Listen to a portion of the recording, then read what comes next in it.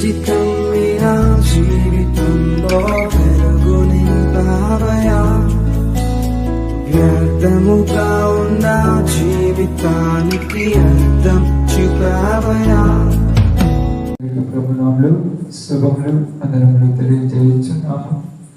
దేవుని యొక్క సన్నిధిలో ఉన్నటువంటి మనందరం కొరకు కొంత సమయము దేవుని యొక్క మాటలను జాగ్రత్తగా ధ్యానించుకుంటూ ఆ మాటలు ఉన్నటువంటి పరమార్థమును గ్రహించుకుందాం. దినమందు మనందరం కొరకు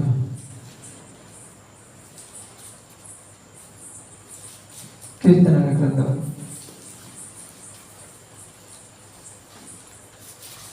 కీర్తనల గ్రంథంలో నుంచి కొద్ది మాటలు ధ్యానించుకుందాం.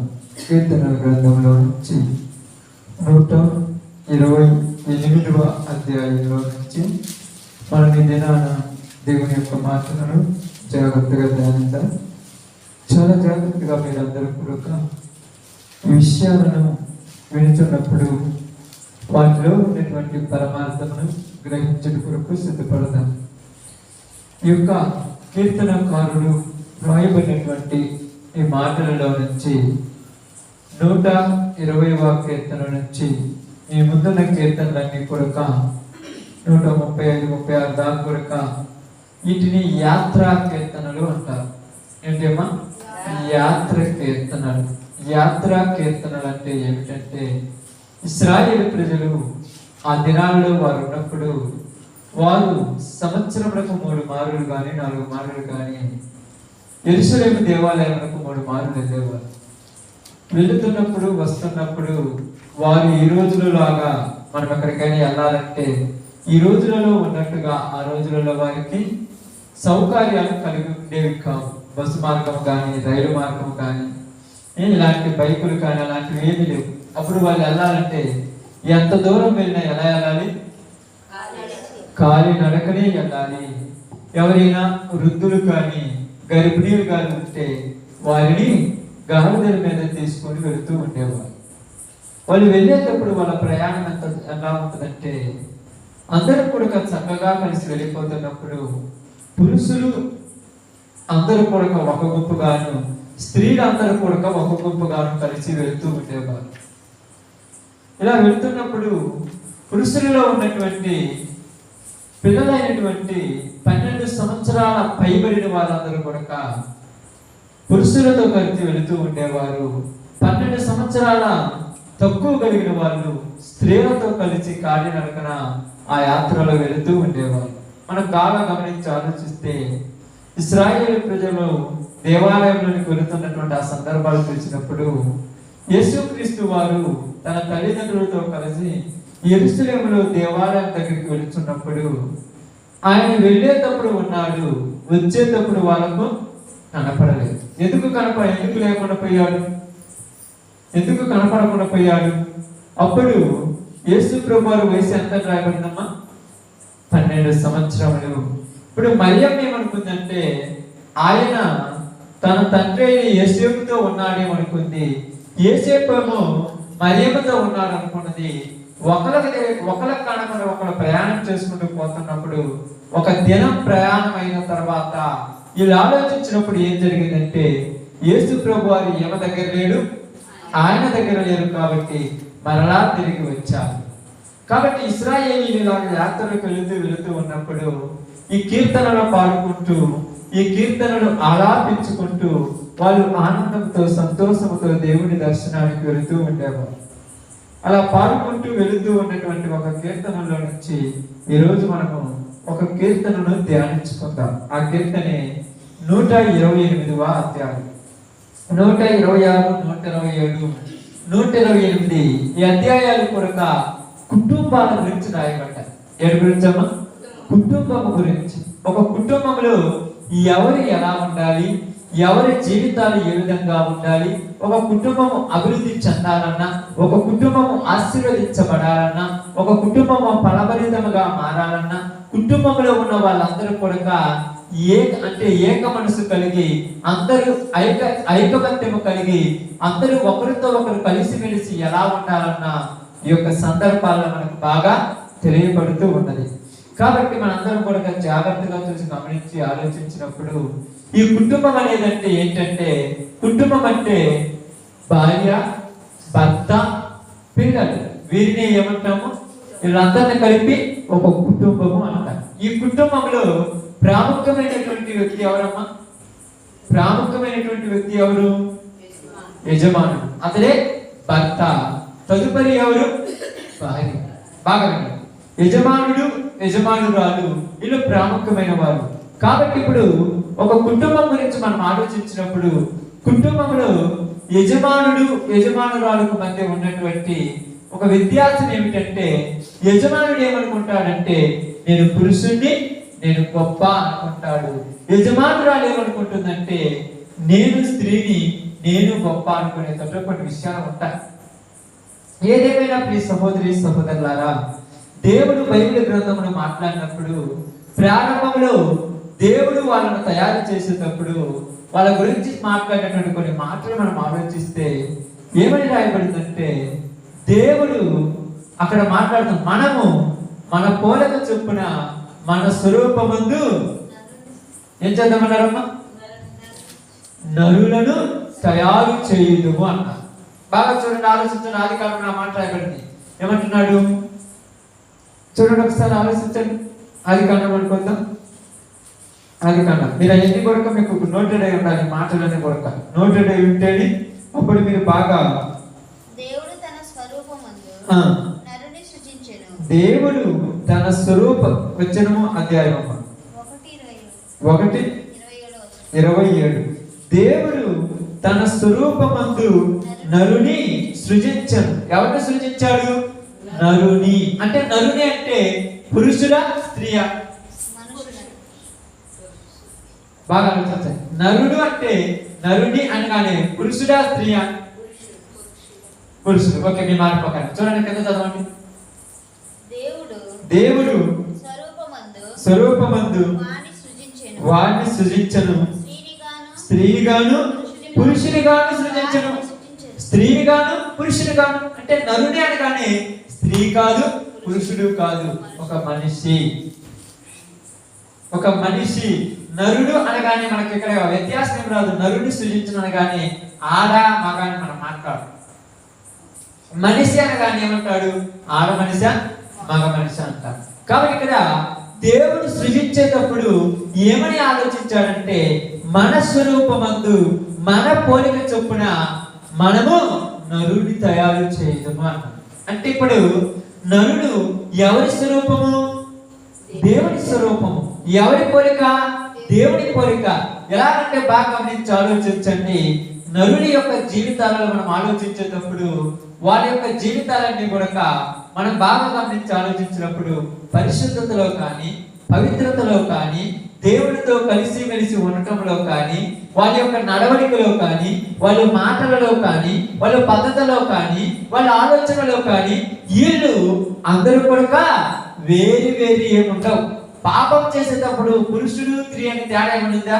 ఇక్కడ అందరూ ఒకటే. పరిశుద్ధముగా ఉండేటప్పుడు పురుషుడు, స్త్రీ అని తేడా ఏమనిందా? ఇక్కడ అందరూ ఒకటే. ఆలోచించేటప్పుడు పురుషుడికి, స్త్రీకి తేడా ఏమనిందా? అందరూ ఆలోచించేవాళ్ళే. వ్యత్యాసాలు ఏమీ లేవు. బాగా ఆలోచించండి. వ్యత్యాసాలు ఏమీ లేవు. వ్యత్యాసాలు ఏమీ లేనప్పుడు దేవుడు ఏం ఆలోచించాడంటే నరుని తయారు చేయాలనుకున్నాడు. ఆ నరుని ఎలా చేయాలనుకున్నాడంటే స్త్రీగాను పురుషునిగాను, పురుషునిగాను స్త్రీగాను తయారు చేయాలనుకున్నారు. దేవుడికి అవసరమై ఉన్నారు కాబట్టి తయారు చేయాలనుకున్నారు. కాబట్టి ప్రియ సహోదరి సహోదరులారా, దేవుడు ప్రారంభంలో తయారు చేసేటప్పుడే, ఆలోచించేటప్పుడే పవిత్రతకు సంబంధించినప్పుడు ఇక్కడ స్త్రీ పురుష భేదాలు ఉండవు. పరిశుద్ధతకు సంబంధించినప్పుడు స్త్రీ పురుష భేదాలు ఉండవు. పనులు చేసేటప్పుడు అంటే వాళ్ళ యొక్క పనులు చేసేటప్పుడు కానీ, వాళ్ళ స్వరూపాల్లో కానీ, వాళ్ళ యొక్క జీవితాలలో కానీ, పరదేశంలోకి వెళ్ళినప్పుడు కానీ అక్కడ స్త్రీ పురుషులని భేదం ఏమి ఉండదు. కాబట్టి దేవుడు ఆలోచించినప్పుడు, గమనించినప్పుడు, ప్రతి దాన్ని చూసినప్పుడు దేవుడు ప్రతి ఒక్క మనిషి విషయంలో వారు ఇలాగే ఉండాలని ఆశ కలిగి ఉన్నారు. కాబట్టి దేవుడు నరుని తయారు చేయడం కంటే ముందుగా ఆయన ఏం చేశాడంటాము? నరుని తయారు చేయడం కంటే ముందుగా ఆయన ఏం చేశాడు? భూమిని చేశాడు, ఆకాశంలో చేశాడు. ఇంకా తర్వాత సముద్రంలో చేశాడు, జంతువులను చేశాడు, పక్షులను చేశాడు, సూర్య నక్షత్ర చంద్రులను చేశాడు, అనేకం చేశాడు. ఇవన్నీ చేస్తూనే ఉన్నాడు. కానీ మనుషులను తయారు చేయడం కంటే ముందుగా అక్కడ ఏమి జరిగిందంటే మీకు అర్థం కావడానికి చెప్తున్నాను చూడండి. ఏదోను తోట ఒక దాన్ని తయారు చేశాడు. ఏదోను తోట ఒక తోటను తయారు చేసి ఆ తోటను సేద్యపరచుటకును, దాన్ని కాపలా కాయుటకును, దానిలో పని చేయటానికి దేవుడికి ఎవరు కావాల్సి వచ్చింది? ఒక మనుషుడు కావాల్సి వచ్చింది, నరుడు కావాల్సి వచ్చింది. ఇప్పుడు తయారు చేసి ఏదోను తోటలో అతన్ని ఉంచి అతనితో ఏమని చెప్తున్నాడంటే, నీవు బ్రతుకు దినములన్నీయు ఇది ఈ యొక్క ఏదోని వనంలో పని చేస్తూ బతుకుతూ అన్నట్టుగా మాట్లాడుతూ మనం ఉన్నాడు. కాబట్టి ప్రియ సహోదరి సహోదరులారా, దేవుడు ప్రారంభంలో మనుషులను తయారు చేసినప్పుడు ఎవరు ఎక్కువ ఎవరు తక్కువ అని ఆలోచన ఏమీ లేదు. ఏ విషయంలో కూడా ఒక ఎక్కువ తక్కువ, గొప్ప తక్కువ అనేది లేదు. కానీ మనం ఆలోచించినప్పుడు, కొన్ని విషయాలు గమనించినప్పుడు, దేవుడు ప్రతి ఒక్కరికి కూడా ఒక పని అప్పగించాడు, ఒక పని ఇచ్చాడు. నీ పని నువ్వు నమ్మకంగా చేయాలి. అందుకని ఏమన్నాడు 20 చూడండి. దేవుడు తన స్వరూపమున నరుని సృజించను, వాడిని స్త్రీని గాను పురుషుని గాను సృజించను. దేవుడు వారిని ఆశీర్వదించను. ఎట్లనగా, మీరు ఫలించి అభివృద్ధి చెంది భూమిని నిండించి దానిని లోపరుచుకొనుడి. సముద్రపు చేపలను, ఆకాశ పక్షులను, భూమి మీద ప్రాకు ప్రతి జీవుని ఏలుడని వారితో చెప్పాను. ఏమంటున్నాడు? మీరు ఫలించి అభివృద్ధి పొంది విస్తరించి భూమిని నిండించుడి అని వారితో మాట్లాడుతూ వారికి తెలియజేస్తూ ఉన్నప్పుడు, ఇక్కడ దేవుడు ఆలోచించిన ఆలోచన ఏంటంటే, నాకు మనుషులు కావాలి. ఏదోను వనమును, ఈ యొక్క ప్రదేశం, ఈ యొక్క ఏదోను తోటలో దీనిని కాపలా కాయుటకు నాకు మనుషులు కావాలని ఆలోచన కలిగి దేవుడు నరులను తయారు చేశాడు. వారిని ఎలా చేశాడంట? స్త్రీగాను పురుషునిగాను చేశాడు. కాబట్టి స్త్రీ పురుషులుగా ఇలా చేసినప్పుడు ఇక్కడ ప్రతి కుటుంబంలో కూడా ఆలోచించవలసింది ఏమిటంటే, స్త్రీ పురుష అనేటువంటి ఒక భావముతో ఇక్కడ కుటుంబాలలో లేనిపోయినటువంటి కొన్ని ఇబ్బందులు వస్తుంటాయి. పురుషుడు ఏమంటాడంటే నేను గొప్ప అంటాడు, స్త్రీ ఏమంటుందంటే నేను గొప్ప అనే కదా. పురుషుడు ఎక్కడ గొప్ప? తనకు అప్పగించిన పనిలో తను చేయటంలో తను గొప్ప. స్త్రీకి తను అప్పగించిన పనిలో తను చేయటంలో తను గొప్ప. ఇక్కడ చూడండి, పురుషుడు చేసే పనులను బట్టి పురుషుడు గొప్పవాడు, స్త్రీలు చేసే పనులను బట్టి స్త్రీలు గొప్పవాడు. నేను ఈ పని చేస్తున్నాను కాబట్టి నేను గొప్పను, కానీ ఈమె ఏమంటుందంటే నేను ఈ పనులు చేస్తున్నాను కాబట్టి నేను గొప్ప. అంటే ఇక్కడ ఏమైపోయిందంటే, ఒకరినొకరు అర్థం చేసుకోకపోవటం వలన, ఒకరినొకరు ప్రేమించకపోవటం వలన కుటుంబాలలో లేనిపోని కలతలు వస్తున్నాయని మనకి ఇక్కడ అర్థం చేసుకోవాలి. ఒకరినొకరు ప్రేమించాలి, ఒకరి గుణాలు ఒకరు అర్థం చేసుకొని జీవించాలి. ఎందుకంటే ప్రియ సహోదరి సహోదరులారా, మనం బాగా గమనించి ఆలోచించినప్పుడు 128వ కీర్తన మొదటి మాట మనం బాగా చదువుదాం. చూడండి. యెహోవా యందు భయభక్తులు కలిగి ఆయన త్రోవల యందు నడుచువారందరూ ధన్యులు. యెహోవా యందు భయభక్తులు కలిగి ఆయన త్రోవల యందు నడుచువారందరూ ధన్యులు. వాళ్ళు ఎవరు? బాగా వాళ్ళు ఎవరు?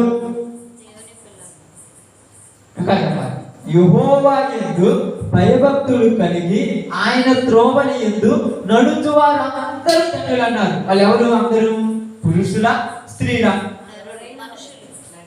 బాగా ఆలోచించండి. పురుషుల స్త్రీల? పురుషుడు కాదు, స్త్రీ కాదు, ఇద్దరును కూడా ధన్యులు అవుతారు. ఎప్పుడు అవుతారంటే యెహోవా యందు భయభక్తులు కలిగి. యెహోవా యందు ఏమి కలిగి ఉండాలంట? భయము కలగాలి, భక్తి కలిగి ఉండాలి. యెహోవా యందు భయము భక్తి కలిగి ఉండటం అంటే అర్థం ఏమిటి చెప్పాలి? యెహోవా యందు భయము భక్తి కలిగి ఉండటం అంటే అర్థం ఏమిటి? ఆయన ఆజ్ఞలు పాటించడం. ఇంకా వాక్యంతోనే చెప్పాలంటే నేను ఎప్పుడు చెప్పిన వాక్యానికి లింక్ ఉంటుంది, దేనికి ఉండదు. యెహోవా యందు భయము భక్తి కలిగి ఉన్నదంటే అర్థం ఏమిటి? సామెతల గ్రంథము 1వ అధ్యాయము 7వ వచనం జాగ్రత్తగా చదవండి. సామెతల గ్రంథము 1వ అధ్యాయము 7వ వచనం జాగ్రత్తగా చదవండి. యెహోవా యందు భయభక్తులు కలిగి ఉండుట జ్ఞానము. తెలివి ఏం చేస్తుందంట? తెలివి ఏం చేస్తుందంటమ్మా? బాగా ఆలోచించాలి. తెలివి ఏం చేస్తుందంట? ఒక మనిషి తెలివి కలిగి ఉన్నాడంటే ఏం చేస్తాడని అర్థమవుతుందా కావట్లేదు? ఒక మనుషుడు తెలివి కలిగి ఉన్నాడంటే అర్థం ఏమిటి? నేను తెలివి కలగడానికి మీరు అంతా పాడుతున్నాడు కానీ నేను తెలివి కలిగి ఉన్నాడంటే అర్థం ఏమిటి? జ్ఞానం అన్నారు. దేవుడు చెప్పినట్టున్నారు. ఎంతగా ఏమంటుందా? కరెక్ట్ చేస్తలేదు. అది ఏది చేస్తాడు కరెక్ట్గా? ఏదేనంటే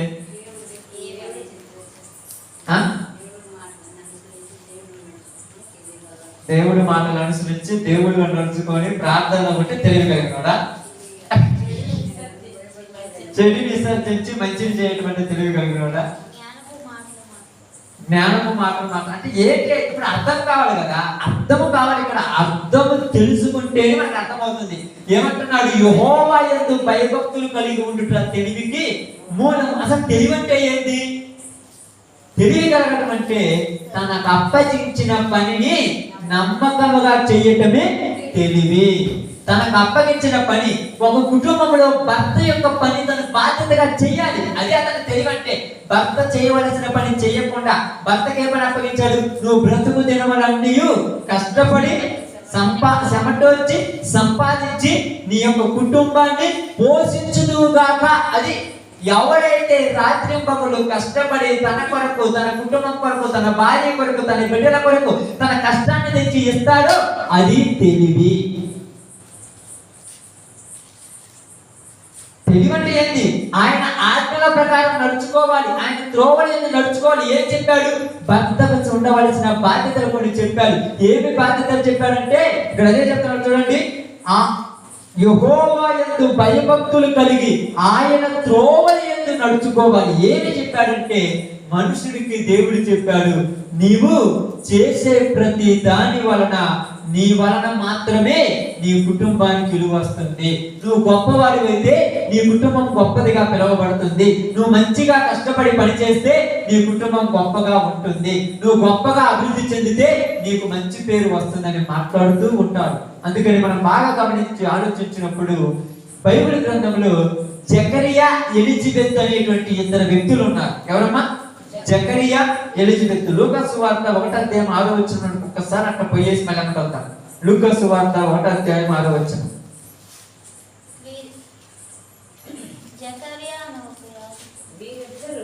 జకరియాను యూదా దేశపు రాజైన హేరోదు దినములలో అబియా తరగతిలో ఉన్న జకరియా ఒక యాజకుడు ఉండెను. అతని భార్య అహరోను కుమార్తెలో ఒకటి, ఆమె పేరు ఎలిజబెత్. వీరిద్దరూ ప్రభు యొక్క సకలమైన ఆజ్ఞల చొప్పున, న్యాయ విధుల చొప్పున నిరపరాధులుగా నడుచుకొనుచు దేవుని దృష్టికి నీతిమంతులై ఉండిరి. వీరిద్దరు ఏం చేస్తున్నారంట? ప్రభు యొక్క సకలమైన ఆజ్ఞల చొప్పున. ప్రభు యొక్క అన్ని ఆజ్ఞలు ఉన్నాయి. ఈ ఆజ్ఞల చొప్పున ఇద్దరూ నడుచుకుంటున్నారంట. భర్త నడుచుకుంటున్నాడు, భార్య నడుచుకుంటుంది. భర్త ఆజ్ఞల ప్రకారం భర్త నడుచుకుంటున్నాడు, భార్య ఆజ్ఞల ప్రకారం భార్య నడుచుకుంటుంది. అలాంటప్పుడు వీళ్ళిద్దరు కూడా ఎవరు కూడా ఎక్కడ కూడా ఏ విషయంలో కూడా తప్పిపోలేదు కనుక వాళ్ళిద్దరూ గొప్పగా ఆశీర్వదించబడి ఉన్నారు. యాత్ర కేంద్రంలో నిజంగా మనం చదివినప్పుడు, ఆలోచించినప్పుడు, కుటుంబం గురించి మాట్లాడుతున్నప్పుడు దేవుడి కుటుంబం గురించి ఎంత చక్కగా ఎందుకు మాట్లాడతాడంటే, కుటుంబము మనిషి బాగుంటే కుటుంబము బాగుంటుంది, కుటుంబము బాగుంటే ఊరు బాగుంటుంది, ఊరు బాగుంటే ఆ ప్రదేశము బాగుంటుంది, ఆ గ్రామము గాని, ఆ దేశము గాని, ఆ యొక్క ప్రపంచము గాని బాగుంటుంది. మొట్టమొదట బాగుండవలసింది ఎవరు? ఎవరికి వాళ్ళు బాగుండాలి. పురుషుడు చేయవలసిన పనులు పురుషుడు చేయాలి, స్త్రీ చేయవలసిన పనులు స్త్రీ చేయాలి. పురుషుడికి కొన్ని బాధ్యతలు ఉన్నాయి, స్త్రీకి కొన్ని బాధ్యతలు ఉన్నాయి. ఎవరి బాధ్యతలు, ఎవరి ఇష్టాలు, ఎవరి కోరికలు వాళ్ళు నెరవేర్చుకుంటూ ఒకళ్ళకొకళ్ళు ఏం చేయాలంట? లోబడుతూ జీవించాలి. ఒకరికొకరు లోబడాలి, ఒకరినొకరు అర్థం చేసుకోవాలి, ఒకరినొకరు ప్రేమించాలి, ఒకరినొకరు ఆదరించుకుంటూ జీవిస్తే ఆ కుటుంబం వర్ధిల్లుతుందని బైబిల్ మనకు తెలియజేయుచున్నది. ప్రియ సహోదరి సహోదరులారా, చాలా జాగ్రత్తగా గమనించి ఆలోచించినప్పుడు ఇక్కడ మనం చూసినప్పుడు సకలమైన ఆజ్ఞల చొప్పున ఎవరి ఆజ్ఞలు వాళ్ళు చేయాలి, ఎవరు చేయవలసిన పని వాళ్ళు చేయాలి. నీ పని నువ్వు చేసినప్పుడు, నీ పని నువ్వు ఎప్పుడైతే చేస్తావో అప్పుడు నీవు అభివృద్ధి చెందుతావు, అప్పుడు నీవు గొప్పగా వృద్ధిలోనికి వస్తావు. నీకు ఇవ్వబడిన ఒక బాధ్యత ఏంటంటే సంఘానికి శిరస్సు క్రీస్తు. కాబట్టి ఇక్కడ బాగా గమనించి ఆలోచిస్తుంటే దానికంటే ముందేం రాయబడింది? ఒక స్త్రీకి శిరస్సు పురుషుడు. బాగా అర్థం చేసుకున్నామా? స్త్రీకి శిరస్సు పురుషుడు. ఈ పురుషుడు లేకపోతే స్త్రీకి ఏమి లేదని చెప్తుంది బైబిల్, విలువ లేదు. కాబట్టి స్త్రీ యొక్క పురుషుడు ఆ కుటుంబంలో ఎలాంటి వాడు? శిరస్సు లాంటి వాడు. బరువైనా, బాధ్యత అయినా, ఇబ్బందులైనా, కష్టాలైనా, సమస్యలైనా, ఆపదలు వచ్చినా, నిందలు వచ్చినా, ఏదొచ్చినా అతను దాటి లోపలికి రాకూడదు. అంత జాగ్రత్తగా ఉంటేనే ఆ కుటుంబం విలువ కలిగినదిగా ఉంటుంది, అంత గొప్పగా ఉంటేనే ఆ కుటుంబం గొప్పగా ఉంటుంది. అలా కాకుండా ఈ యొక్క యజమానుడైనటువంటి ఈ శిరస్సు పనికి రాకపోతే దేనికి కూడా ఆ కుటుంబం చాలా బాగా అర్థమవుతుంది కదమ్మా. బాగా తయారు చేసినటువంటి దేవుడు చాలా చక్కగా మాట్లాడుతూ ఉన్నాడు. ఏమని చెప్తున్నాడంటే దీనికి ఇక్కడ ఆయనకి ఇచ్చిన విలువను ఎక్కడ కూడా తక్కువ చేయను. ఆయన పురుషుడికి ఇచ్చిన విలువ పురుషుడికి తక్కువ చేయటంలా, స్త్రీలకు ఇచ్చిన విలువ స్త్రీకి దేవుడు తక్కువ చేయటంలా. అందుకనే కుటుంబ యజమానుని చూసి కుటుంబంలో వాళ్ళు నడుచుకునేటువంటి పొజిషన్ వచ్చిన జనాలు. అందుకని మనం మాట్లాడుతూ బాగా గమనించి ఆలోచిస్తుంటాం. యజమానుని తయారు చేసిన వాడు ఏం చేశాడంటే అతనికి కొన్ని పనులు అప్పగించాడు. అతనికి కొన్ని పనులు ఉన్నాయి, ఆ పనులు అతను చెయ్యాలి. అతను చెయ్యకపోతే ఆ పనులు వేరే వాళ్ళు చేస్తే ఆ పని ఏమవుతామా? పాడైపోతుంది. బాగా అర్థం చేసుకుంటున్నారు, బాగా ఆలోచించండి. ఉదాహరణకు ఈ మౌత్ ఉందనుకోండి, ఈ మౌత్ దేనికి ఉపయోగపడుతుంది? మాట్లాడినప్పుడు వినపడటానికి ఉపయోగపడుతుంది, అంతేనా కాదా? ఇది మాట్లాడినప్పుడు వినపడటానికి ఉపయోగపడుతుంది. ఇలాంటి మౌత్ ఇంకొక మౌతుంది, ఏంటది? వైరున మౌతుంది. ఇప్పుడు దీనికి వైరు లేదు, దానికి వైరు ఉంది. అర్థం ఏమిటి? దీనికి వైరు లేదు, దానికి వైరు ఉందంటే అర్థం ఏమిటి? దీనికి దానికి మధ్య అక్కడ ఒకటి ఉన్నది చూడండి, దానికి అక్కడ ఒక కనెక్షన్ అనేది వచ్చుంటాడు. అక్కడ కనెక్షన్ పెడితే ఇక్కడ కనెక్షన్ ఇచ్చినప్పుడు రెండు ఆన్ లో ఉంటేనే మైక్ వస్తుంది, ఏది ఆఫ్ అయినా కూడా మైకు రాదు. ఇప్పుడు నేను కొబ్బరికొని ఇది నేను మాట్లాడుతున్నాను, నేను లేకపోతే నువ్వు లేవు కదని దాన్ని ఆపేసి నేను ఒక్కదానిలో మాట్లాడుతుందా? లేదు. అదే గొప్పది, ఇది తక్కువ అనుకొని దీన్ని ఆపేసి దాంతో మాట్లాడుతుందా? అంటే అది ఉండి ఇది ఉంటేనే ఈ వాయిస్ బయటకు వస్తుంది. ఎలాగైతే ఇక్కడ ఈ కనెక్షన్ అనేది మనకు చూపెడుతున్నాడు, భర్త ఉండాలి, భార్య ఉండాలి, ఇద్దరు కూడా ఒకరికొకరు అనుసంధానమై. ఇప్పుడు దాని కనెక్షన్ ఉంది కదా, దీని కనెక్షన్ దాని కనెక్షన్ ఒకటైనప్పుడు మాత్రమే వాయిస్ బయటకు పోద్ది. కానీ దాని కనెక్షన్ ఒక విధంగా దీని కనెక్షన్ ఒక విధంగా ఉంటే వాయిస్ బయటకు పోద్దా? ఇది ఆఫ్ చేసినప్పుడు ఆన్ అయిపోయి అది ఆఫ్ చేసినప్పుడు ఇది ఆన్ అయితే వాయిస్ బయటకు పోతుందా? రెండు ఒక అండర్స్టాండింగ్ మీద ఉండాలి. అది ఆన్ అయి ఉండాలి, ఇక్కడ ఇది ఆన్ అయి ఉండాలి, ఈ రెండు ఆన్ అయి ఉండాలి. ఇప్పుడు మాట్లాడేటప్పుడు ఎలా మాట్లాడాలి? ఇది పైకి పెట్టే మాట్లాడాలి. ఎలా పెట్టి మాట్లాడితే ఎందుకని ఇక్కడ ఏముందో తెలుసా? ఇక్కడ ఏముంది? దీని లోపల ఒక అయస్కాంతం అనేది ఉంది. ఈ అయస్కాంతం మనం మాట్లాడే మాటను సీక్చుకొని దానిలో నుంచి బయటకి వస్తుంది. మధ్యలో ఏమి లేదంటే ఏమి లేకపోయినా కనపడనటువంటి ఒక కనెక్షన్ ఉంది. ఈ కనెక్షన్ ఉండటం వల్లే వాయిస్ బయటకు వస్తుంది. అదే విధముగా ఇక్కడ మనం బాగా గమనించి ఆలోచిస్తే పురుషుడు చేయవలసిన పనులు కూడా పద్ధతి ప్రకారమే చేయాలి. నాకు ఇష్టం వచ్చినట్టు చేస్తాను, నాకు నచ్చినట్టు చేస్తాను, నా ఇష్టం ఇంతేను, ముందు పెడుతూ ఉండు, లేకపోతే వెళ్ళిపోమన్నాడు అనుకోండి, నీవు విలువ, దాని విలువ, అతని విలువ, ఇద్దరి విలువ కరెక్ట్ లేదు కాబట్టి ఆ కుటుంబం ఏమైపోద్ది? చల్లా చెదరైపోద్ది. ఆ కుటుంబం ఏమైపోద్ది? విడిగా వెళ్ళిపోతుంటది. ఆ కుటుంబం ఏమవుద్ది? అటు ఇటు పాడైపోద్ది. ఇవన్నీ కూడా పాడైపోకుండా కాపాడాలంటే మొట్టమొదటి ఎవరు ఉండాలి? పురుషుడు, స్త్రీ ఇద్దరు కూడా ఒక అండర్స్టాండ్ లోనికి రావాలి. ఇద్దరు కూడా ఒక పద్ధతిలోనికి రావాలి. ఇద్దరు కూడా ఒక మాటలోనికి రావాలి. ఇద్దరు కూడా ఒకే పనిని ఒకేలాగా చేయటానికి చేయాలి. నేను ఎడ్డమంటే నువ్వు తెడ్డమన్నట్టుగా, నువ్వు తెడ్డమంటే నేను ఎడ్డమన్నట్టు అది ఎప్పటికీ ముందుకు సాగదు. అది ఏ రోజుకి ముందుకు కొనసాగదు. ఇలా ఉండాలంటే ప్రారంభం మీకు అందరికీ ఏమని చెప్తుందంటే ఇక్కడ బైబిల్ ప్రాధాన్యత ఇచ్చింది ఎవరికి? పురుషుడికి దేవుడు ఇచ్చారు. మరి స్త్రీకి లేదంటే స్త్రీకి ఉండే బాధ్యత మీకు చెప్తాను, మొత్తం ఎవరికి చెప్తాను. పురుషుడికి ప్రాధాన్యత ఇచ్చాడు.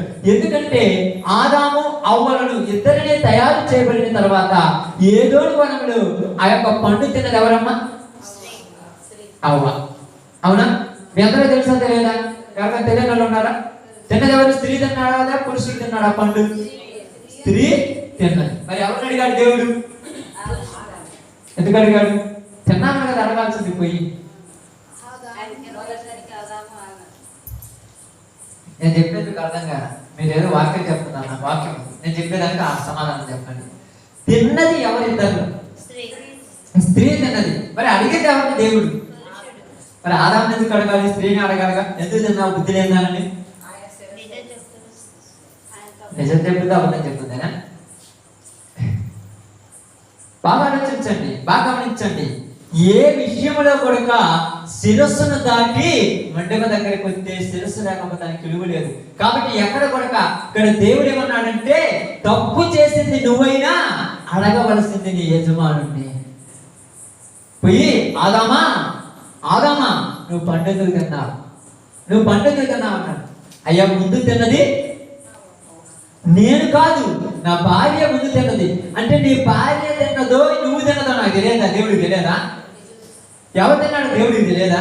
ఎలా తిన్నాడు తెలియదా? ఎందుకు అడిగాడంటే లోపల నుంచి ప్రారంభమైంది బయట దాకా వచ్చింది కాబట్టి బయట వాళ్ళని అడగాలి. చిన్న చిన్న వాటికి పెద్ద పెద్ద వాటికి ఈ రోజులలో తెలియక అజ్ఞానంలో ఉన్నటువంటి కుటుంబాలు ఎలా అయిపోయినాయి అంటే పాడైపోయినాయి. కానీ చిన్నదానికి పెద్దదానికి సమాధానం చెప్పాల్సింది పురుషుడే, స్త్రీలు కాదు. వెళ్ళి పురుషులే వెళ్ళి చెప్పాలి. మీకేం తెలియకపోండి, నేను చూసుకున్న తర్వాత పండి. ఇంటి బయటికి వెళ్ళి మాట్లాడవలసింది పురుషుడు. స్త్రీలు బయటికి వెళ్ళి మాట్లాడుతున్నారంటే ఆ కుటుంబంలో పురుషుడు లేనట్టే. ఇది బైబిల్ చెప్తున్న ఒక నగ్న సత్యం. ఇది ప్రారంభం నుంచి నేటి దినాల వరకు నడుస్తున్నటువంటి ఒక గొప్ప మా ప్రాధాన్యత. ఎందుకంటే నీ బాధ్యత నువ్వు కరెక్ట్ గా చెప్తే నీకు విలువ ఉంటుందో తెలుసా?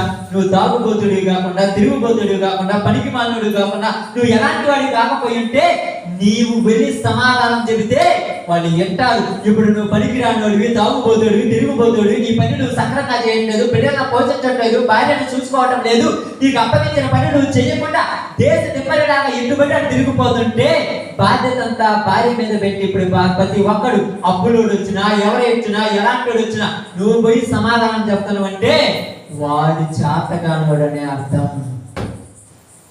ఎంత ప్రమాదం ఉంది అనుకున్నావు? బైబిల్ గ్రంథంలో ఏమి రాయబడింది అనుకుంటున్నారంటే ఇదే దేవుని యొక్క సకలమైన ఆజ్ఞలంటే రాబడి, పోబడి, బయట పని, ఈ పని, ఆ పని చూసుకోవాల్సిన బాధ్యత నీది.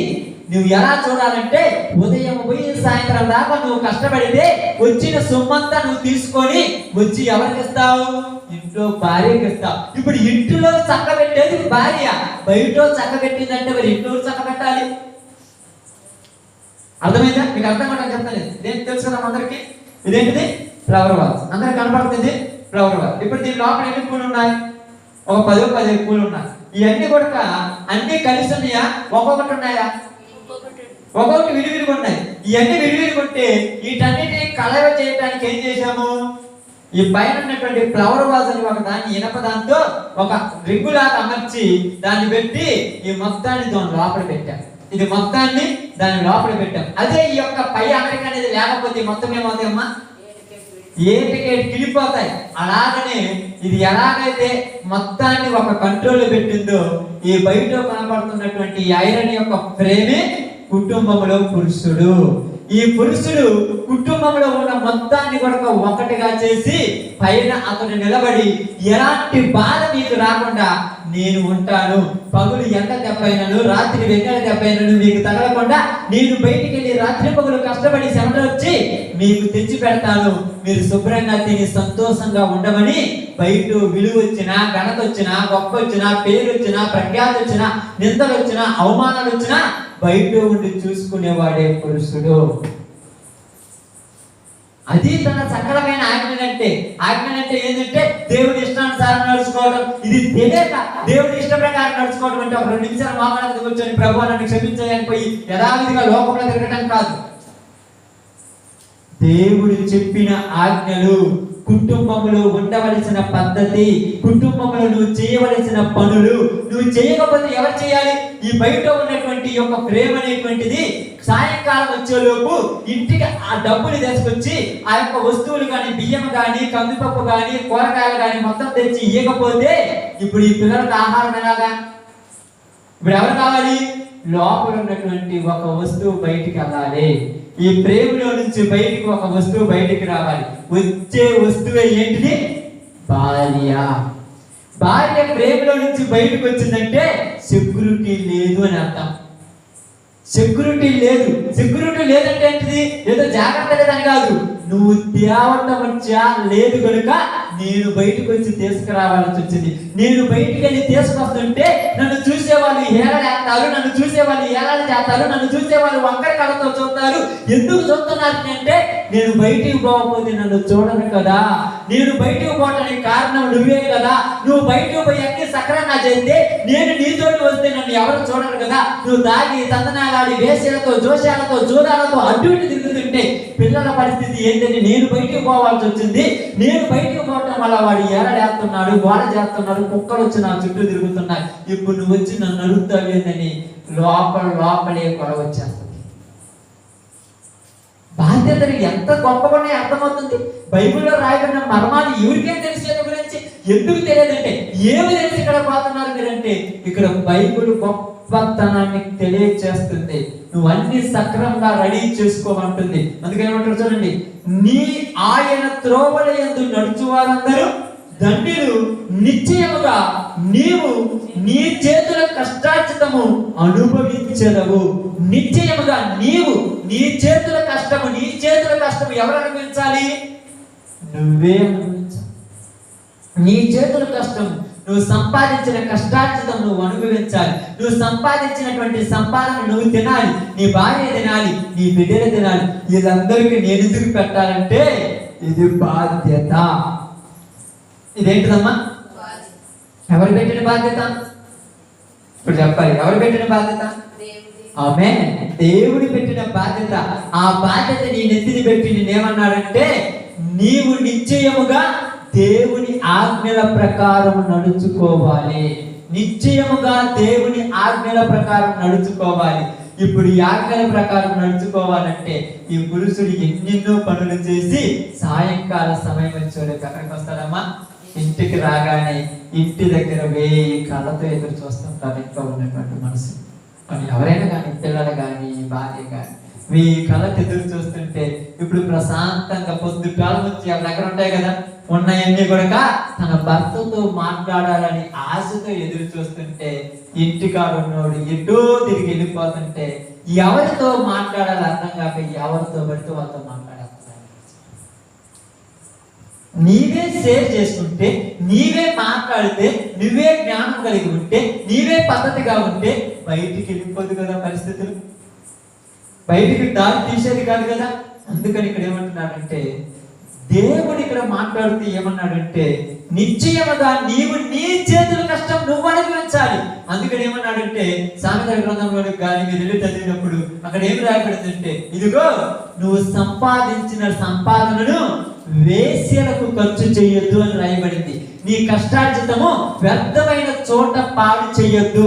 నువ్వు సంపాదించింది తీసుకెళ్ళి అనేక చోట్ల చల్లొద్దు. చల్లితే నీ కడుపును పుట్టిన నీ బిడ్డలు, నువ్వు కట్టుకున్న భార్య దేశ దిమ్మరులు అవుతారు నాయన.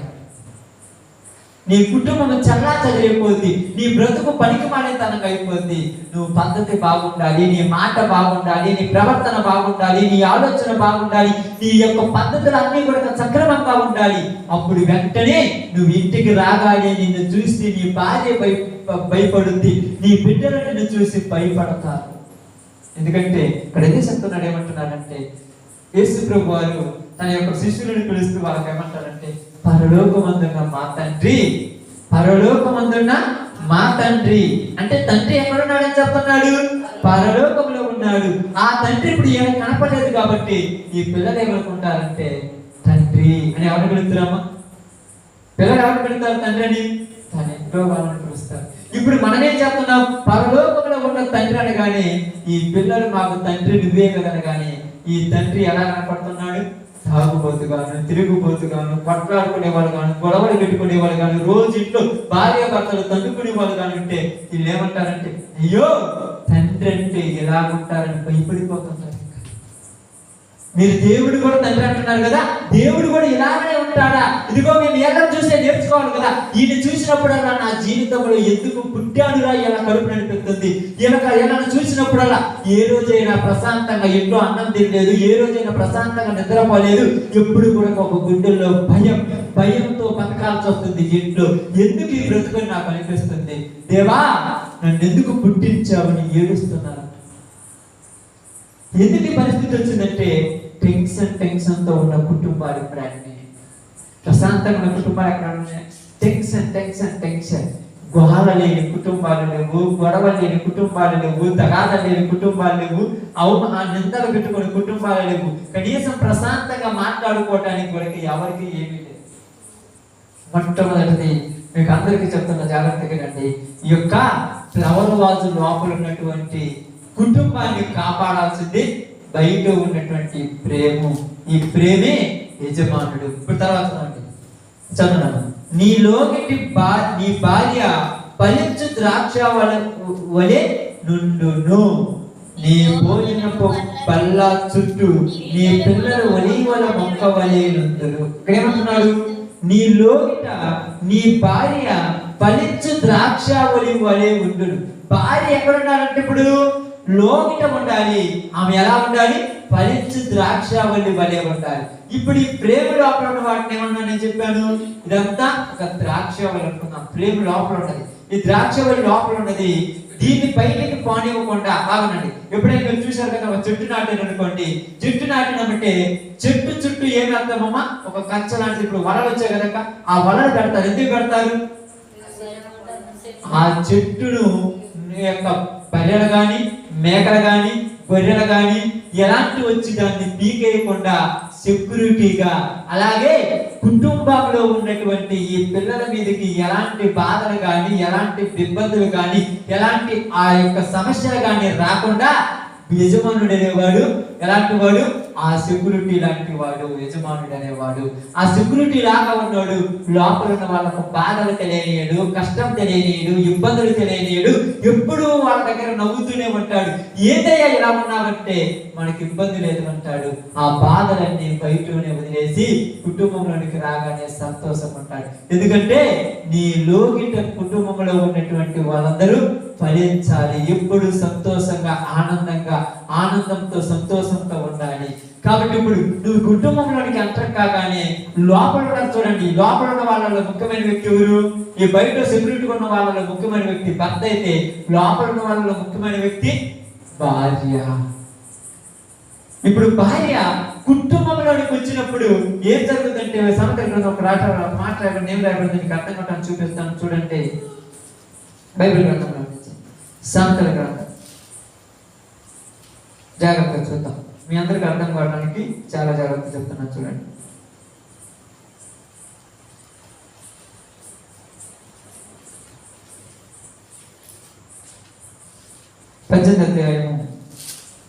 పద్దెనిమిదవ అధ్యాయము తీసారమ్మా? 22 వచ్చిన జాగ్రత్తగా చదవండి. భార్య దొరికిన వారికి మేలు దొరుకను, బాగా భార్య దొరికిన వారికి మేలు దొరికెను. ఎవరికంటే మేలు దొరికింది? భార్య దొరికిన వానికి. ఎందుకంట చూడండి, బాగా గమనించి ఆలోచించండి. అదే మాట ఏం రాయబడిందంటే మనం ఇక్కడ చూద్దాం.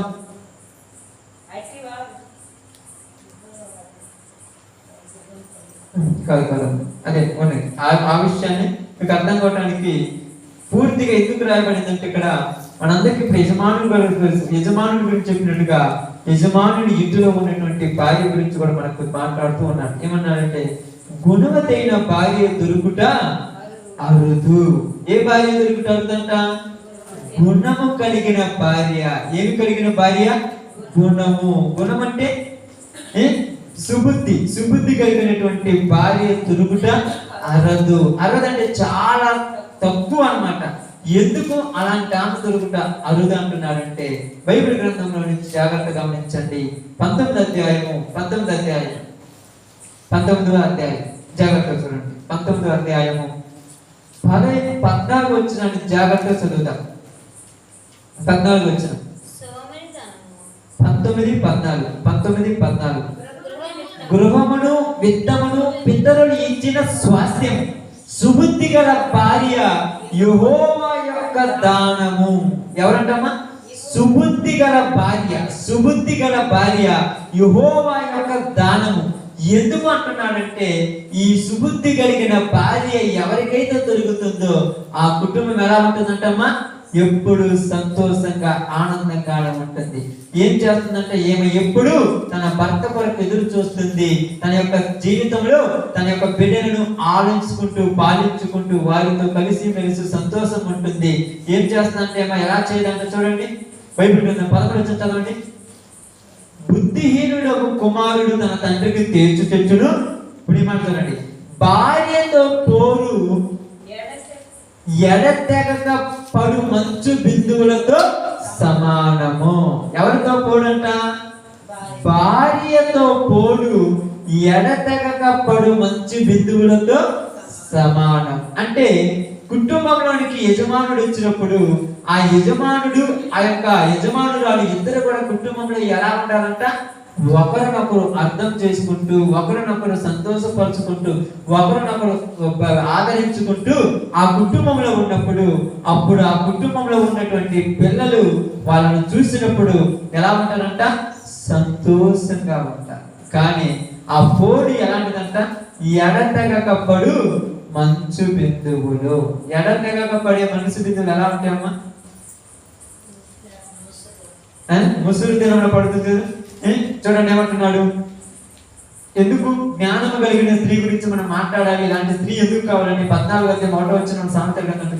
జ్ఞానవంతురాలు తన ఇల్లు కట్టుకొనును, మూఢురాలు తన చేతులతో తన ఇల్లు ఓడ పెరుకుకొనును. ఎందుకంటే సహోదరులారా, ఇక్కడ మనం బాగా గమనించి ఆలోచించి దీని గురించి మనం ఎందుకు మాట్లాడుతున్నామంటే కుటుంబము బయట బాధ్యతలు తీసుకునే వాడెవరు? భర్త. కుటుంబం లోపల బాధ్యతలు తీసుకునేది భార్య. ఇప్పుడు లోపల భార్య తన బాధ్యతను జాగ్రత్తగా చేయాలంట, చాలా జాగ్రత్తగా కలిగి జీవించాలంట.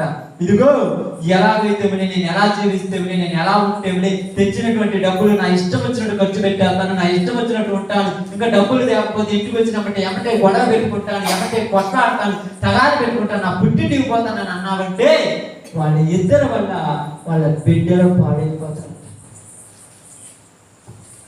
ప్రేమ, జ్ఞానము కలిగిన స్త్రీ. జ్ఞానము అంటే జ్ఞానం ఏంటంటే ఎక్కడ మాట్లాడాలో ఎక్కడ మాట్లాడకూడదని తెలియదు. ఇప్పుడు అలా తెలిసిన వాళ్ళు ఉన్నారా? ఎక్కడ మాట్లాడాలో ఎక్కడ మాట్లాడకూడదు తెలియాలి. ఎక్కడ మాట్లాడాలి ఎక్కడ మాట్లాడకూడదు అంటే ఒక స్త్రీ తన భర్తకు ఒక వెలుగు ఇచ్చింది. మనందరికీ తెలుసు కదా, ఎవరు?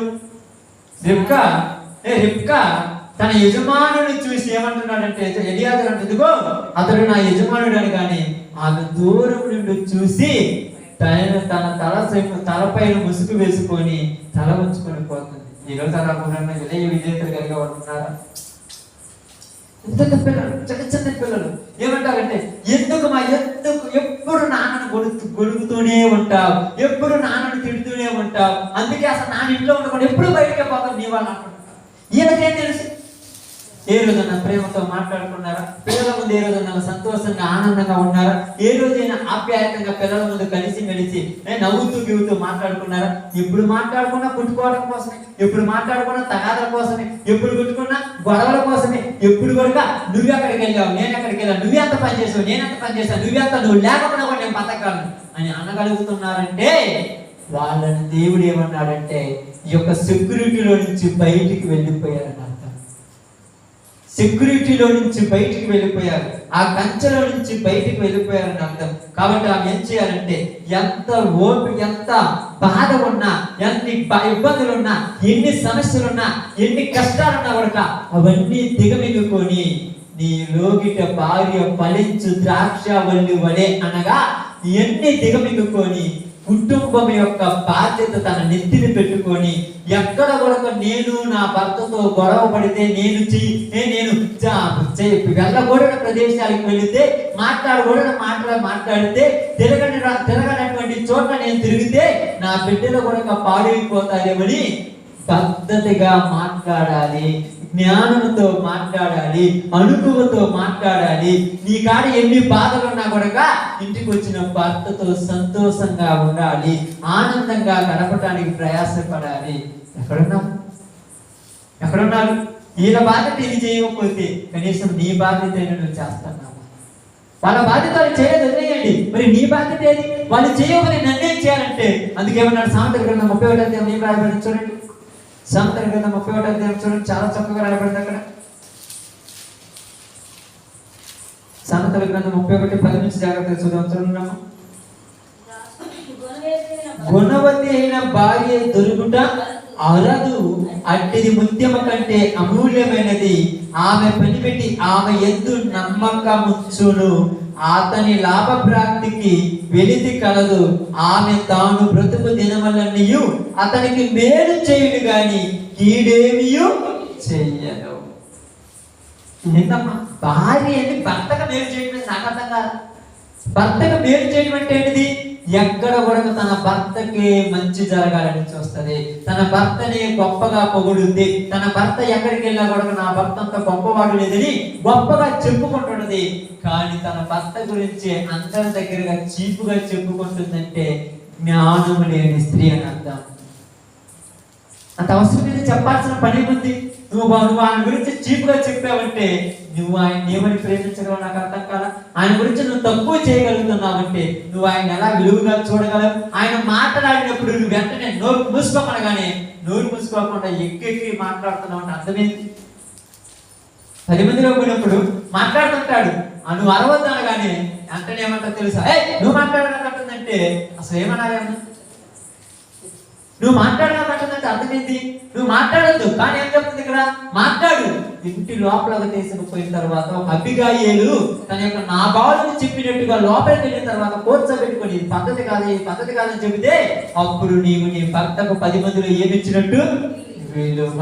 అలా కాకుండా 10 మందిలో నువ్వు తెలియనోడివి, నువ్వు చేతగానోడివి అనమంటే చేతగానోడివి అన్నవంటే నువ్వే నీ భర్తకు విలువ లేనట్టుగా చేశావు. నువ్వే విలువ ఇవ్వకపోతే సమాజంలో నీ భర్తకు విలువ ఉంటుందా? ఇప్పుడు 10 మందిలో నీవు నీ భర్తను అన్నప్పుడు నీ బిడ్డలు చూస్తే నీ బిడ్డలు నీ భర్తను గౌరవిస్తారా? నానంటున్నాడంటే వాడిదేసి పెద్ద పనికి మాట్లాడు, వాడి మాట నేను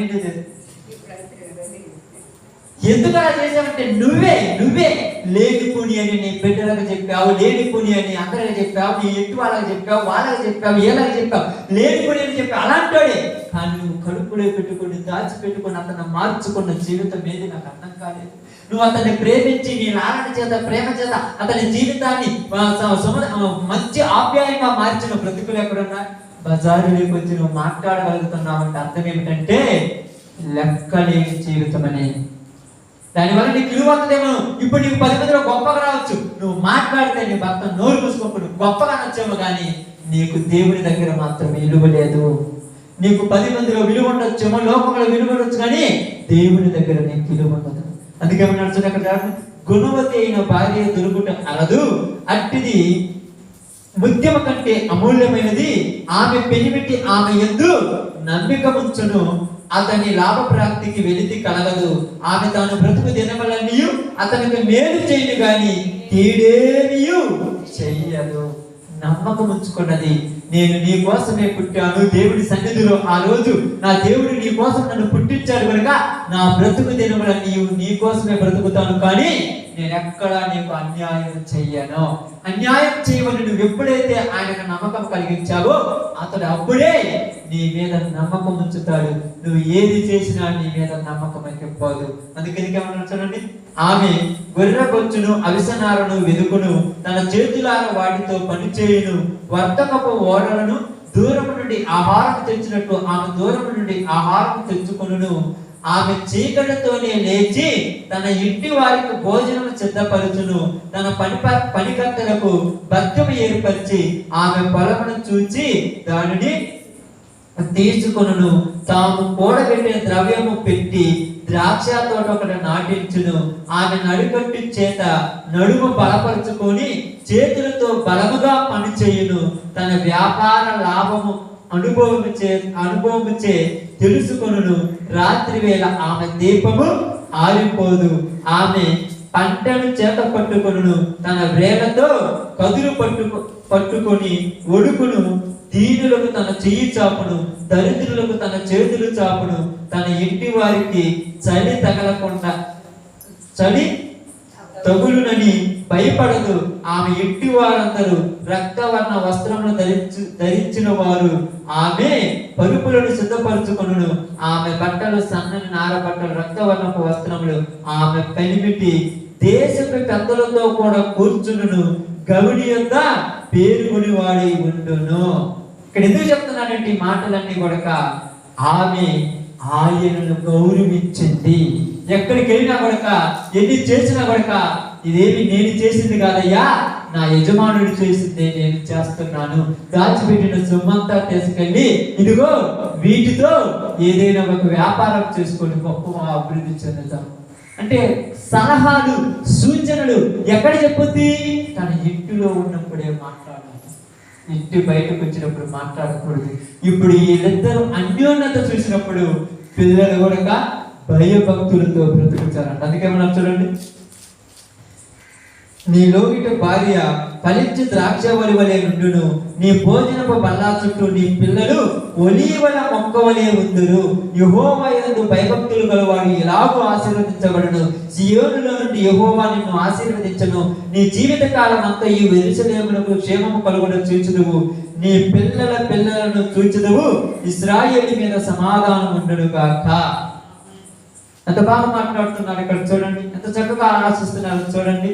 ఇదిగో నీ కుటుంబంలో ఎవరి పనులు వాళ్ళు చెయ్యాలి. పని చెయ్యకుండా సోమరిగా ఉంటే ఎవరు చేయాలి? ఇక్కడ గొడవలు దేని వల్ల తెలుసా?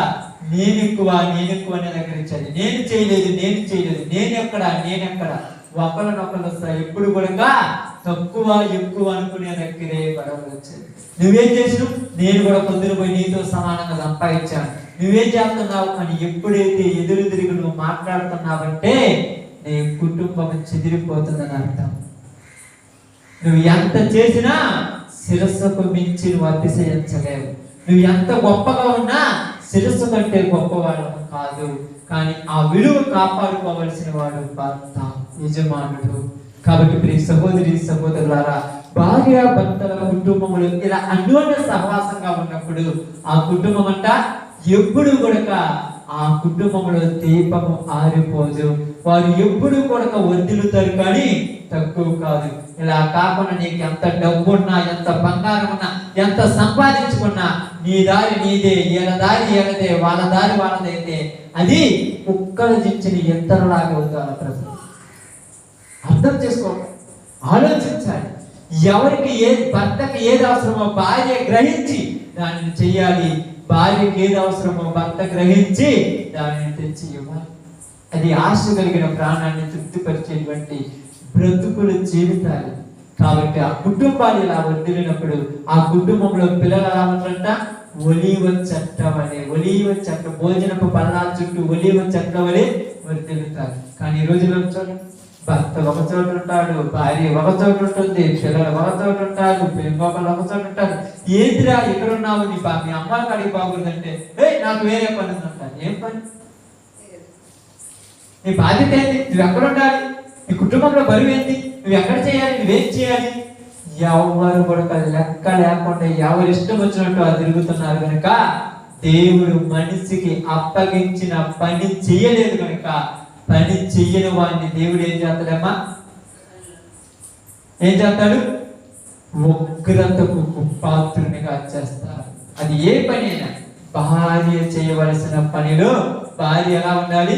నమ్మకస్తురాలు ఉండాలి. ఇదిగో నేను తాగుబోతు, నేను పనికి మానవుడు, నేను వేషంతో తిరుగుతున్నాను, ఇట్టాడు అట్టాడు, నా ఇష్టం వచ్చినట్టు నేను తిరుగుతానంటే కుదరదు. ఎవరి తీర్పు వారిదే. వాళ్ళు ఎలాగైనా నీవు నమ్మకంగా నీ పని నువ్వు చేయాలి. ఒకవేళ భార్య ఎలాంటిదైనా కనుక భర్త నమ్మకంగా నీ బాధ్యతను నెరవేర్చాలి. ఆ బాధ్యతను నెరవేర్చినప్పుడు ఆయన వచ్చినప్పుడు బలా నమ్మకమైన మంచి దాసుడని నేను గొప్పగా అభివృద్ధి చేస్తాను. ఈరోజు మనందరూ మనకు తెలుసుకోవాల్సిన విషయం ఏంటంటే దేవుని యొక్క బిడ్డల కుటుంబాలు కాదు, ప్రపంచంలో భూమి మీద ఉన్న ప్రతి కుటుంబము ఇలాగే ఉండాలి. ఇలా ఉండే కుటుంబాలు కనపడుతున్నాయి, ఎక్కడైనా కనపడుతున్నాయి. చూడండి, ఎందుకు కనపడటం లేదంటే అండర్స్టాండ్ లేని జీవితాలు, అర్థం చేసుకోలేని బ్రతుకు. ఓర్చుకుంటే కొంపలే మునిగిపో. నువ్వు ఉదయం నుంచి సాయంత్రం దాకా నీ భర్త కష్టపడి ఒక 10 రూపాయలు తెచ్చి నీ చేతిలో పెడితే వాటిల్లో ఆ 100 రూపాయలు నువ్వు పుడుకుంటున్నావంటే నీ డబ్బులు నువ్వు గమనించడం కరెక్ట్. అసలు నమ్మకం లేని భార్య కదా. ఏంటంట? తన భర్త ఆమె యందు నమ్మకం ఉంచును. నువ్వు కష్టపడి సంపాదించిన దానిలో నుంచే నువ్వు ఖర్చు పెట్టుకుంటావు. కానీ ఈ రోజులలో రోజుకొక విధంగా తిరుగుతూ రోజుకొక విధంగా నేను బట్టలు కొనడానికి, అవి కొనడానికి, ఇవి కొనడానికి, వాళ్ళ కొనడానికి, ఏట కోసము, దానికోసము, దీనికోసమని నీ కుటుంబాన్ని మొత్తాన్ని నువ్వే తగలబెట్టావు. తగలబడిపోయినా కూడా సిగ్గురాని జీవితాలు ఎన్నో ఉన్నాయి. ఈ రోజు కుటుంబాలు పాడైపోతున్నా, పిల్లల దారి పిల్లలది, తల్లుల దారి తల్లులది, తండ్రుల దారి తండ్రులది అయిపోయినా ఇంకా అర్థం చేసుకుని జ్ఞానం కలిగి బాధ్యతలుగా బ్రతికేవాళ్ళు లేరు. ఏమవుతుంది అనుకున్నాను. దాని విలువ మీకే తెలుసా? ఏం తెలుసు దాని విలువ? ఆ విలువ ఇప్పుడు ఒక మనిషి కాడ ఇప్పుడు ఈ యొక్క చేతికి 5 ఏళ్ళు ఉంటే 5 ఏళ్ళు కానీ తెలుస్తుందా? తెలియదు. వేలు పోయినప్పుడు అర్థమవుతుంది ఈ వేలు విలువ. ఈరోజు నీ యొక్క కుటుంబంలో ఉన్నటువంటి మనిషి నిన్ను దూరం అయిపోతే అప్పుడు అర్థమవుతుంది, అయ్యో ఉన్నప్పుడు నేను గౌరవించట్లేదే, ఇప్పుడు నువ్వు గౌరవంగా చెప్పినప్పుడు ఎవరు నమ్ముతారు? ఉన్నప్పుడు నువ్వు ఎంత ఎక్కడైపోయి మాట్లాడాలో తెలియదా? ఉన్నప్పుడు నువ్వు ఎలా మాట్లాడాలో తెలియదా? ఇచ్చలుడిగా మాట్లాడాలో తెలియదా? నోటికి ఎంత అంత మాట్లాడతావా? అలా మాట్లాడుతూ అసలు ఇది పద్ధతేనా? ప్రశాంతంగా తీసుకెళ్ళి మాట్లాడిన రోజులు ఏ రోజులు ఉన్నాయా? పనికి మాట్లాడితే కానీ నీ జీవితాన్ని నువ్వు నమ్మకంగా కాపాడుకుంటే దేవుడు వాడి క్రియల చొప్పున వాడికి ప్రతిఫలం ఇచ్చాడు. ఎక్కడుంది నమ్మకం? ఎక్కడుంది యథార్థత? ఎక్కడుంది ప్రేమ ఆప్యాయతలు? ఎక్కడ? చూడండి, చాలాసార్లు మీకు చెప్తున్నాం. చూడండి, ముసురు దినమునొక్కడు మంచి బిందువాలంటే ఇంటికి వచ్చినప్పుడు ఆ నుంచి ఎప్పుడు కుదురుతూ ఉంటే ఇక్కడ ఉండటం కంటే బయటికి పోవడమే మంచిది అనుకున్నాడు. ఏదో ప్రేమ కావాలని నీ దగ్గరకు వస్తే నీ దగ్గర దొరకకపోతే ఇంకో దిక్కు వెళ్ళిపోతున్నాను. అర్థం కాదు. నీ దగ్గర ఏదో ఆలనా పాలన ఉంటుందని నిన్ను ఎదుర్కొంటుంటే నువ్వు పట్టించుకోకపోతే వీళ్ళు అడ్డదారి తిరిగిపోతున్నాను. అర్థం కాదు. కుటుంబాలు భార్య దారి భార్యది, భర్త దారి భర్తదైతే పిల్లల దారిలో ఉంటారా? ఏళ్ళ దారిలే. అప్పుడు ఆ కుటుంబము ఈ యొక్క ఫ్లవర్ వాజ్లా ఉంటుందా? కింద పడిపోద్ది. ఈ ఫ్లవర్ ఇటు వెళ్ళిపోద్ది, ఈ ఫ్లవర్ ఇటు వెళ్ళిపోద్ది, అదే వెళ్ళిపోద్ది. అసలు ఏ కానీ వీళ్ళ గురించి చెప్పుకోవడానికి సిగ్గుని కట్టుకుంటుంది ఈ కుటుంబాలు. ఎవరు సక్రంగా ఉండాలి? మీరు సక్రంగా ఉండాలి అంటానికి, మీ నాన్న మంచోడు నువ్వు మంచోడు అంటానికి, మీ అమ్మాయి మంచిదా నువ్వు మంచోడు అంటానికి, ఇలాంటి మాటలు అంటానికి కారణం ఏంటంటే నువ్వు నీవే. ఈరోజు మన జీవితాల వల్ల మన బిడ్డల జీవితాలు అనేకులు నోళ్లలో నానకూడదు. మన బ్రతుకులు మన బిడ్డలకు పాలు చేయడానికి మార్గాన్ని చూపించేవి కాకూడదు. మన బ్రతుకులు మన బిడ్డలు సక్రంగా నడవటానికి ఉపయోగపడేటట్టుగా ఉంటాయి. ఈరోజు అలా ఉండలేకపోతున్నాయంటే మన బాధ్యత మనం నెరవేర్చడం లేదు. అందుకని దేవుడు ఏమన్నాడు తెలుసా? నీకు అప్పగించిన పని నువ్వు కరెక్ట్ గా చేయకపోతే నేను వచ్చినప్పుడు నీకు తీర్పు తీరుస్తాను అంటున్నాను. అప్పగించిన పని నాకు ఏ పని అప్పగించానంటే నేను చేసే పనిది నేను నమ్మకంగా చేయాలి. భార్య చేసే పని భార్య నమ్మకంగా చేయాలి. భర్త చేసే పని భర్త నమ్మకంగా చేయాలి. ఒకవేళ నమ్మకం కాకుండా చేయలేదనుకో దేవుడు చూసుకుంటాడు. నువ్వు మాత్రం నీ పనిని కరెక్ట్గా చేయి. వాడు అలా చేస్తున్నాడు, నేను ఎలా చేస్తానంటే మనుషులకి జంతువులకి తేడా ఏముందో అర్థం చేసుకోండి. మనుషులకి జంతువులకు తేడా ఏముందా? మనుషులు మరి మనం ఎందుకన్నాడు? ఆయన స్వరూపమందు ఆయన పోలిక, ఆయనలాగా ప్రేమించాలి, ఆయనలాగా ఓర్చుకోవాలి, ఆయనలాగా సహించాలి, ఆయనలాగా నశించిన దానిని మరలా కాపాడుకోవాలి. అది ఆయన స్వరూపం. ఎవరికైనా ఎక్కువ బాధ్యత కుటుంబంలో ఎవరికి పెట్టాడు? యజమానుడికి పెట్టాడు. యజమానుడే పట్టించుకోకపోతే ఆ కుటుంబాన్ని కాపాడవలసిన బాధ్యత యజమానురాలి చేతిలో ఉంటుంది. ఇప్పుడు నువ్వు కూడా పట్టించుకోకపోతే ఆ కుటుంబము చల్లాచదరైపోతుంది. చూడండి, ఒక జకరియా ఎలిజబెత్ కుటుంబాలు ఎంత చక్కగా వర్తిల్లుతుందమ్మా. అతడు చేసే పని వరకు కూడా, అతని యాజకత్వం చేసేంత వరకు ఏమో నమ్మకంగా ఉంటుంది. అతని ఇంటికి రాగానే ఏమో ఆయనతో ప్రేమగా సంతోషంగా ఆప్యాయంగా ఉంటుంది. ఆ ఇంటి వాళ్ళే మా ఇంటి వాళ్ళు అనుకుంటుంది, వాళ్ళే మా వాళ్ళు అనుకుంటుంది, వాళ్ళనే మా వాళ్ళుగా చూసుకుంటుంది. ఆ ప్రేమతో తన కుటుంబాన్ని ఎంత ఆదరించుకుంటుంది. ఈరోజు ఎందుకు ఎక్కడ చెదిరిపోతున్నాయంటే భర్త ఒక్కడే కావాలి, ఊరు అవసరం లేదు. ఎక్కడ వస్తుంది? ఎక్కడ వస్తుంది? అన్ని కరెక్ట్గా ఉంటే 5,000 కలిస్తేనే పెరిగిడ అవుతుంది అన్నట్టుగా కుటుంబం అంతా ఒకరినొకరు అర్థం చేసుకొని జీవిస్తేనే అది దేవుడు ఆశీర్వదించిన కుటుంబం అవుతుంది. ఆ కుటుంబం నిశ్చయముగా వర్ధిల్లుతుందని బైబిల్ తెలియజేస్తుంది. కాబట్టి ప్రియ సహోదరి సహోదరులారా, ఈ యాత్రా కీర్తనలో యొక్క 128 అధ్యాయంలో కుటుంబంలో భర్త యొక్క బాధ్యత, భార్య యొక్క బాధ్యత, పిల్లల యొక్క బాధ్యతలు మనకు తెలియజేయబడ్డాయి. ఈరోజు ఎవరి బాధ్యతను చూసి నీ బాధ్యతను చెత్తలు కొట్టుకోవద్దు. నువ్వు నమ్మకంగా చెయ్యి. ఒక దినమంది నీకేమొస్తుందంట? యోగ గ్రంథంలో నుంచి ఒక మాట చదువుతాం. చివరి అధ్యాయంలో యోగ గ్రంథంలో చివరి అధ్యాయం ఒక మాట చదువుతాం.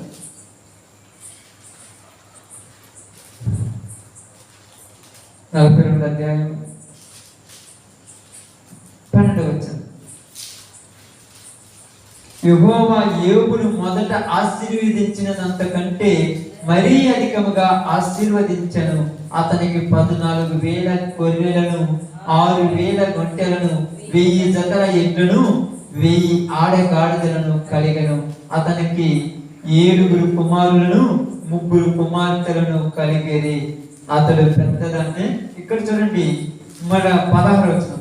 అటు తర్వాత యోబు 140 సంవత్సరంలో బ్రతికి తన కుమారులను, కుమారుల కుమారులను 4 తరముల వరకు చూచెను. యోబు అన్నిటినీ సహించి తన బాధ్యత తను నమ్మకంగా జరిగించాడా లేదమ్మా? ఎవరు ఏదాన్ని వెళ్ళిపోయినా నా పని నేను కరెక్ట్ గా చేస్తానన్నప్పుడు దేవుడు యోబును మొదట ఆశీర్వదించినంతకంటే 2 ఎక్కువగా ఆశీర్వదించింది. ఈరోజు మనము కూడా ఎవరు ఎలా ఉన్నా కూడా నీకు అప్పగించిన పని నువ్వు నమ్మకంగా చేయాలి. అది ఏ పని, భార్య పనైనా భర్త పనైనా, అది నీ బాధ్యత. దేవుడు నీకు అప్పగించాడు. నువ్వు చేయగలవు కాబట్టే నీకు అప్పగించాడు. నువ్వు లేనిపోని త్రోవలలో నడుచుకొని ఆ బాధ్యతను మర్చిపోయావు. లేనిపోని వాటర్ చుట్టూ తిరిగి ఆ బాధ్యతను మర్చిపోయావు. వ్యర్థమైనటువంటి ముసలమ్మ ముచ్చటలకు తిరిగి తన కుటుంబాలను తన చేతులతో తామే తెగొట్టుకున్నాడు. సమయం దొరికిందంటే ఇంట్లో కూర్చొని భర్త క్షేమం కొరకు ప్రార్థన చేసే వాళ్ళు ఉన్నారు. సమయం దొరికిందంటే భార్య భర్త ఇద్దరు కూర్చొని కుటుంబంలో పిల్లలతో ప్రార్థనలో కూర్చునే వాళ్ళు ఉన్నారు. మంచి మాటలతో మంచి ఆప్యాయాలతో చూసే వాళ్ళు ఉన్నారు. సమయం దొరికితే ఇంట్లో టీవీ పెట్టుకొని భార్య భర్త పిల్లలు తెలివి లేకుండా పనికి మాని చూస్తూ ఉండడానికి ఏది చెప్పాలో, ఏది చెప్పకూడదు, ఏది మాట్లాడాలో, ఏది మాట్లాడకూడదు, పిల్లలు ఉన్నప్పుడు ఎలా ప్రవర్తించాలో, ఎలా ప్రవర్తించకూడదు ఇంకా తెలియకపోతే ఎవరు నేర్పిస్తారు? ఎప్పుడు నేర్చుకుంటావు? నీ జీవితం కూడా రేపో మాపో ముగించబోతుంది. ఇక ఎప్పుడు నేర్చుకుంటావు? ఎప్పుడు నువ్వు బాగుపడతావు? ఏదైనా దేవుడు ఏమన్నాడంటే తెలివి లేని వాళ్ళు, తెలివి కలిగిన వాడు ఎలా ప్రవర్తించాలో వాడికి తెలుసు, తెలివి లేని వాడికి ఎలా ప్రవర్తిస్తారో వాడికి తెలియదు. కాబట్టి అందుకన్నాడు, నువ్వు బ్రతుకు దినములన్నీ నీ భార్యనే ప్రేమించాలి. నువ్వు బ్రతుకు దినములన్నీ నీ భార్య మీదనే నమ్మకం ఉంచి జీవిస్తావు. అంతేమన్నాడు, నువ్వు బ్రతుకు దినములన్నీ నీ భర్త పట్ల నీకు వాంఛ కలిగి జీవిస్తావని చెప్పాడు. ఎంత బాగా ఆశీర్వదించాడమ్మ ప్రారంభంలోనే దేవుడు. ఈరోజు ఎవరు పట్టించుకునే వాళ్ళు ఉన్నారమ్మ? ఈరోజు కేవలము లోక సంబంధమైనటువంటి ఆశల కోసము, శరీర సంబంధమైనటువంటి లేనిపోని దరిద్రపు సుఖాల కోసము జీవితాలను తగలబెట్టుకునే కుటుంబాలు ఎన్ని లేవు. ఏమంటుంది వాటి వల్ల నీకు ఏమైనా ప్రయోజనం ఉందా? చివరికి నీకు ఈ లోకంలో చెడ్డ పేరు, రాబోతున్న లోకంలో నిత్య నరకము. ఇంకేమైనా ఉపయోగం ఉందా వాటి వల్ల? కాబట్టి ఈరోజు మనందరికీ దేవుడు చెప్పినట్టుగా మనం కూడా నిత్యము దేవుని యొక్క ఆజ్ఞల ప్రకారం ఆయన త్రోవల యందు నడిచి ఆయన మనకు అప్పగించిన బాధ్యతను అది ఏ పని అయినా నమ్మకంగా చేసి ఆయన చిత్తాన్ని నెరవేరుద్దాం. ఇలాంటి కృప దేవుడు మనకు అనుగ్రహించును గాక. ఆమేన్. అందరూ కూడా తల ఉంచినట్లయితే ప్రార్థన చేస్తాను. అందరూ